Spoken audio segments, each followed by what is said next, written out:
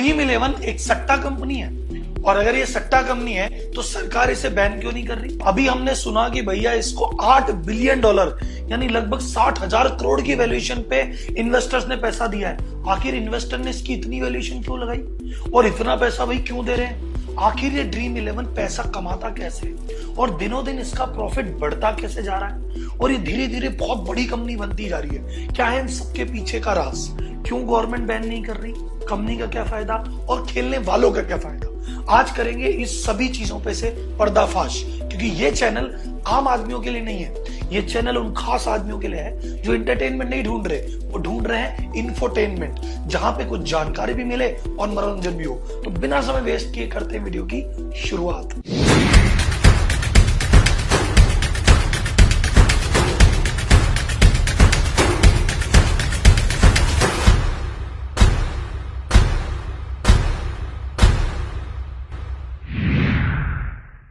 तो सबसे पहले शुरुआत करते हैं ड्रीम इलेवन की शुरुआत कैसे हुई। इसकी शुरुआत हुई थी सन 2008 में। हर्ष जैन जी जो कि इंडियन है, यूएस से आए थे। इन्होंने देखा यार यूएस में तो बड़ी फैंटेसी लीग चलती है, इंडिया में चलती नहीं है, क्यों ना कुछ यहाँ पे चालू किया जाए। तो 2008 से चालू तो किया, पर कुछ बहुत ज्यादा पता नहीं था, बस कुछ ना कुछ बस ट्राई कर रहे थे। फिर 2012 के आसपास इनको लगा कि यार ये वाला काम करेंगे तो मजा आएगा। तो 2012 में ऑफिशियली ये चीज हुई लॉन्च, और 2014 में जाके इसके 1 मिलियन यूजर हुए जो इस पे प्लेटफॉर्म पे आते थे, खेलते थे। लेकिन सर 2014 में हुए 1 मिलियन, 2016 में जाके हुए 2 मिलियन, लेकिन भाई साहब 2018 में ये हो गए 45 मिलियन, यानी लगभग 4.5 करोड़ यूजर। और 2019 आते आते इनका टोटल रेवेन्यू था 2000 करोड़ से ज्यादा। और ये पहली इंडिया की गेमिंग कंपनी है जिसको यूनिकॉर्न का स्टेटस, यूनिकॉर्न उसको कहते हैं जो उसकी $1 बिलियन की वैल्यूएशन होती है, 7500 करोड़ की वैल्यूएशन। लेकिन अब आपके मन में सवाल आएगा, सर इतनी तेजी कैसे? 8 से चालू हुई, 2014 तक तो कुछ भी नहीं था, ये 5 साल में ऐसा कैसा तूफान मचा दिया? तो अपन देखते हैं कि आखिर ड्रीम इलेवन का बिजनेस मॉडल है क्या।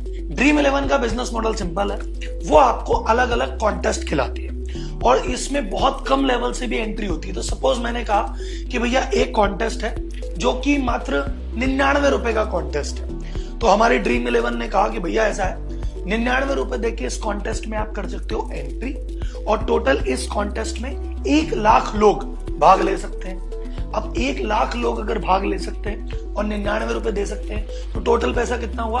लगभग 1 करोड़ रुपए। अब इस 1 करोड़ में उन्होंने कहा कि इसकी जो टोटल प्राइज मनी है वो है 80 लाख रुपए। तो आपने कहा यार 1 करोड़ रुपए इकट्ठा हुआ, दे 80 लाख रुपए, 20 लाख कहां गया? यही है इनका बिजनेस मॉडल कि भैया जितना भी पैसा आएगा, जितने भी लोग लगाएंगे, उसका एक सर्टेन कमीशन, जो प्राइस पूल है उसमें से कमीशन 15 से 20%, अलग अलग जगह कहीं 15 लेते हैं, कहीं 10 लेते हैं, 20 तक इनका कमीशन जाता है। वो इनका कमाई का जरिया ये है। इस मॉडल की खूबसूरती देखो, जीते कोई हारे कोई, इनको फर्क नहीं पड़ता। जैसे ही आपने कॉन्टेस्ट में पार्ट लिया, इनके पास भैया उस परसेंटेज पहुंच चुका है। अब आप जीतो तो बढ़िया, हारो तो बढ़िया, 80 लाख ले जाओ चाहे 8 रुपए ले जाओ, आपकी हेडेक है, इनकी नहीं। अब क्या है, ड्रीम इलेवन ने आईपीएल स्पॉन्सर किया है, 222 करोड़ का खर्चा भी किया है। तो हमको पता है कि अच्छा ड्रीम इलेवन पे भैया आईपीएल वाली टीम है ना, इस पे बनती है। लेकिन आपको याद होगा, पता होगा, ये सिर्फ क्रिकेट में बात नहीं करते, ये क्रिकेट में भी है। वॉलीबॉल खेलो तो भी टीम बना सकते हो, बास्केटबॉल पे बना सकते हो, फुटबॉल पे बना सकते हो, आगे जाके कोई भी चीजें आएगी। ये गेमिंग कंपनी है।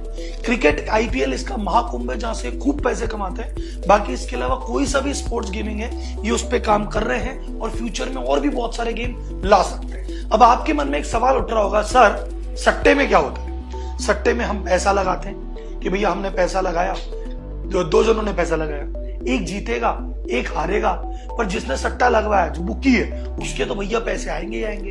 तो सर ये मामला कुछ वैसा सा लग रहा है, कोई जीत रहा है कोई हार रहा है और ये तो कमा रहा है, यार ड्रीम इलेवन कोई बुकी तो नहीं है? तो ऐसा डाउट कई लोगों के और मन में आया और उन्होंने जगह जगह भाई साहब केस भी किए।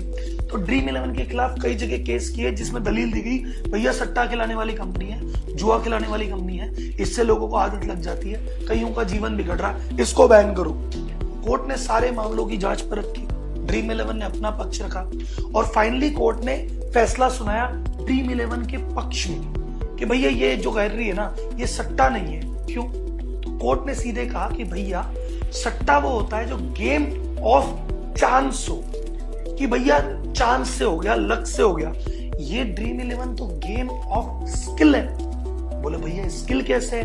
बोले देखो, जब भी तुम ड्रीम 11 पे अपनी टीम बनाते हो, तुम ये देखते हो कि भैया आज की टीम में किसको लूं, मैं क्रिस गेल को लूं या रोहित शर्मा को लूं, कौन सा प्लेयर लेना चाहिए, आज क्रिस गेल चलेगा क्या नहीं चलेगा, इसकी परफॉर्मेंस, ये क्रिस गेल की जो परफॉर्मेंस है ये मुंबई इंडियन के खिलाफ पहले कैसी रही है, सामने वाले बॉलर कैसे हैं, पिच का मिजाज कैसा है, पूरी बेस पास्ट का डेटा स्टडी करते हैं, फॉर्मेट स्टडी करते हैं। उन सब चीजों के बाद आप जाके इसको चूज करते हो। तो ड्रीम 11 में अगर आपने पैसा कमाया है तो तुक्के से नहीं कमाया भाई साहब, आपने अपना दिमाग लगा के, स्किल लगा के कमाया। तो ये गेम ऑफ स्किल है, गेम ऑफ चांस नहीं है, इसलिए सट्टा नहीं है। दूसरी दलील ये दी गई कि भैया जब भी सट्टा होता है तो सट्टे में क्या होता है, या तो इंडिया पे लगेगा, या अगर दो मैच है कि बेंगलोर और मुंबई का मैच है, तो या तो आपने लगाते हो कि बेंगलोर जीतेगा या आप कहते हो कि मुंबई जीतेगा।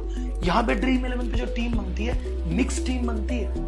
तो ड्रीम 11 पे ऐसा ऑप्शन है कि अगर आप जब टीम सेलेक्ट कर रहे हो, आप किसी भी एक टीम से 7 से ज्यादा प्लेयर नहीं ले सकते, और किसी भी टीम से मिनिमम 4 प्लेयर दूसरी टीम से लेने ही पड़ेंगे। तो चाहे 7-4 का या 6-5 का कॉम्बिनेशन बनता है। तो वो मैच में कोई भी टीम हारे, कोई भी टीम जीते, उससे फर्क नहीं पड़ रहा। उसको फर्क पड़ रहा है कि इस टीम के जो प्लेयर्स ने चूज किए उसने कैसे परफॉर्म किया। तो भैया ये सट्टा थोड़ी है, हम किसी टीम पे थोड़ी लगा रहे, हम तो खिलाड़ी पे लगा रहे हैं, और कई खिलाड़ी पे एक साथ लगा रहे हैं। तो इन दो दलीलों को देखते हुए ड्रीम 11 को लीगलिटी का दर्जा मिल गया, और इसके बाद से तो जितनी भी फैंटेसी कंपनी आई, इस रूलिंग का हवाला दे देके सब लीगल हो गई। तो हाई कोर्ट में ने फैसला दिया था, फिर सुप्रीम कोर्ट में पिटीशन लगाई, तो सुप्रीम कोर्ट ने कहा हाँ जी भाई साहब, हाई कोर्ट बात तो सही कह रही है, ये चीज कंप्लीटली लीगल है। तो भैया देखो, ये बात तो अपने क्लियर हो गई कि ये क्यों इलीगल सरकार इसको नहीं मान रही। अब अपन कह रहे हैं कि इन्वेस्टर ने इसको 8 बिलियन की वैल्यूएशन, 60,000 करोड़ की वैल्यूएशन के हिसाब से 5 से 10,000 करोड़ रुपए नकद दिए भाई साहब। आखिर इतने बड़े बड़े इन्वेस्टर इतना पैसा क्यों लगा रहे हैं एक गेमिंग कंपनी में जो सिर्फ गेम खिलाती है? 19 रुपए 20 रुपए में गेम खिला रहे हैं, वो इसको इतना सारा पैसा कैसे दे दिया भाई साहब? तो बात आती है कि इन्वेस्टर इतना बड़ा पैसा एक कंपनी में क्यों लगा रहा है जो कि 150 रुपए की गेम खिलाती है? वो इसलिए लगा रहा है क्योंकि इसके बहुत सारे फीचर है। पहला फीचर है हाईली एडिक्टिव। भैया इसकी आदत लग जाती है। अगर एक बार भाई साहब आपने ड्रीम 11 पे टीम बना ली, आज आपने टीम बनाई, तो अब आपको आदत इसकी कैसे लग गई? आपने आज टीम बनाई और आज जीत गए। आपने 50 रुपए में का गेम खेला था, 500 रुपए आ गए। आपको क्या लगेगा? अरे भाई मैं ही हूं रॉक स्टार, मैं ही हूं अगला अंबानी। अपन है भाई साहब, अपन में है चाणक्य की बुद्धि, मैं ही हूं रॉक स्टार। तो आप बोलोगे देख अपन रॉक स्टार है, आज जीते कल भी जीतेंगे। तो अगर आप जीत गए तो आपको खुशी मिलती है, मजा आता है, अगले दिन फिर लगाओगे। और बाई चांस आप हार गए तो आप बोलोगे साला खुन्नस में, अरे यार 50 रुपए का नुकसान हो गया। तो क्या फर्क पड़ता है, 50 रुपए ही तो है, ऐसे ही मैं कच्चा खिलाड़ी थोड़ी हूँ। कल लगाऊंगा और ये 50 रुपए रिकवर करके जाऊंगा। फिर कल भी भैया 50 रुपए लग गए, अरे 100 रुपए तो लगे, क्या हुआ? तीसरे दिन लगाऊंगा 200 रुपए कमा के ले जाऊंगा, और तीसरे दिन अगर 200 कमा लिए तो बोले पुराना घाटा बराबर, अब फिर जीते, अब और आगे बढ़ूंगा। तो ये हाईली एडिक्टिव। अगर आप देखेंगे ड्रीम 11 का जब भी ऐड आता है, बकायदा डिस्क्लेमर आता है। जैसे कभी भी म्यूचुअल फंड या किसी कंपनी का आता है तो उसमें बहुत तेज एक लड़की बोलती है कि mutual fund are subject to market risk, आप इसमें इन्वेस्टमेंट करने से पहले ध्यान रखें। वैसे ही ड्रीम 11 का जब ऐड आता है तो डिस्क्लेमर आता है कि भैया इसकी आदत लग सकती है, कृपया सावधानी बरतें। दूसरी चीज, लो एंट्री बैरियर। सर लो एंट्री बैरियर मतलब? सर ऐसा मान लो कि ड्रीम 11 में कई लीग ऐसी है 19 रुपए में चालू है, 40 रुपए में चालू है, 70 रुपए, 100 रुपए। अब मुझे बताओ, अगर आपकी सट्टा खेलने की इच्छा है और आप किसी सटोरी के पास जाओ, 19 रुपए का सट्टा लगाने देगा? आप गैम्बलिंग करने जाओ, 19 रुपए में अंदर घुसने देगा? कतई नहीं। ये ऐसा है जहाँ 19 रुपए से एक बच्चा भी मम्मी से पॉकेट मनी लेके 20 रुपए में सट्टा खेलना चालू कर सकता है। सट्टा शब्द मैं नहीं बोलूंगा, जब सरकार नहीं बोलती तो मैं क्यों बोलूं। 19 रुपए में अपनी गेमिंग चालू कर सकता है, टीम बनाना चालू कर सकता है। तो हर लार्जर ऑडियंस, अगर यही होता कि 5,000 रुपए मिनिमम, तो कम लोग आते। 19 रुपए, 20 रुपए, 50 रुपए, पूरी भीड़ की भीड़ आती है। और अगर हम पैसा लूज भी कर देते हैं तो क्या फर्क पड़ता है? अगर 50 रुपए का गेम रोज लूज भी कर रहे हो और 2 महीने कंटिन्यूस पूरा आईपीएल भी खेल डाला, क्या रुपए खर्च हुए भैया, कुछ भी तो खर्च नहीं हुआ। तो आदमी इस चक्कर में बहुत ज्यादा एडिक्टिव है और हर बार इसमें खेलने वालों की संख्या दिनों दिन बढ़ती जा रही है। तीसरा, high exit barrier. High exit की जैसे एंट्री तो बहुत आसान है, 19-20 रुपए देके हो जाती है। एग्जिट हाई कैसे है? ड्रीम 11 कहता है भैया 200 रुपए जब कमा लो ना तब बाहर निकलना। तो अगर आपने 50 रुपए का इन्वेस्ट किया और जीरो हो गए, या आपने 50 का किया 80 रुपए जीते, अब 80 बाहर नहीं निकाल सकते। 80 लगाए 160 हो गए, फिर भी बाहर नहीं निकाल सकते। तो आप जब तक खेलते रहोगे जब तक 200 नहीं होंगे, और 200 करते करते के चक्कर में पता चला कभी ऊपर कभी नीचे, और जाने कितने गेम खेल गए। दूसरा, ये गेम काफी हद तक ईगो से भी तो रिलेटेड है। जब भी 4 दोस्त आईपीएल का मैच देख रहे हैं, टीम बना के, देख भाई मेरा प्लेयर परफॉर्म कर रहा है, तेरा तो कुछ भी नहीं कर रहा, तेरे को मैंने कहा था ना तू भाई की बात क्यों नहीं मानता, मैं बोला था ना देख भाई ये प्लेयर। तो एक बंदा जीत गया तो 3 दोस्त कहते साला इसको कल बताएंगे। तो ये कंपटीशन है, ये ईगो है, ये सच होने की लड़ाई है कि मैं सही मैं सही मैं सही मैं सही। इस चक्कर में भी आदमी इसको नहीं छोड़ रहा है। तो ये सब इन्वेस्टर को पता है कि आज जो आदमी आ गया ना वो हर सीजन में आएगा, और आज 50 से आया ना कल 500 से आएगा। तो इस कंपनी का रेवेन्यू और प्रॉफिट दोनों हमेशा तेज गति से बढ़ेंगे। इस कंपनी का इस साल का प्रॉफिट था 2019 का 189 करोड़ रुपए, और ये प्रॉफिट हर साल आप देखते रहना ये बढ़ता ही रहेगा। अरे जाते जाते आपको एक चीज और बताता हूं, आपने कभी सोचा कि ये धोनी को इन्होंने ब्रांड एम्बेसडर क्यों लिया? और इनकी टैगलाइन है खेलो दिमाग से। ये क्यों काम में लेते हैं? सर उस केस के चक्कर में जब ड्रीम 11 पे केस हुआ था, ऑल्दो कोर्ट ने फैसला सुना दिया कि भैया लीगल कंपनी है, लेकिन मार्केट में बड़ी इमेज खराब हो गई थी। मार्केट में ऐसा था ड्रीम 11 सट्टा कंपनी। अब कोर्ट कह रहा नहीं है, पर अगर लोगों के दिमाग में बैठ गई तो बैठ गई भाई साहब। तो क्या करें, लोगों के दिमाग से अगर ये चीज निकालनी है तो सबसे ट्रस्टेड आदमी जिसपे सब आंख बंद करके भरोसा करते हैं, हमारा कैप्टन कूल धोनी भाई। धोनी भाई जब आके कहता है ना स्क्रीन पे कि खेलो भाई अपनी टीम बनाओ, और वो कहता है खेलो दिमाग से। क्यों?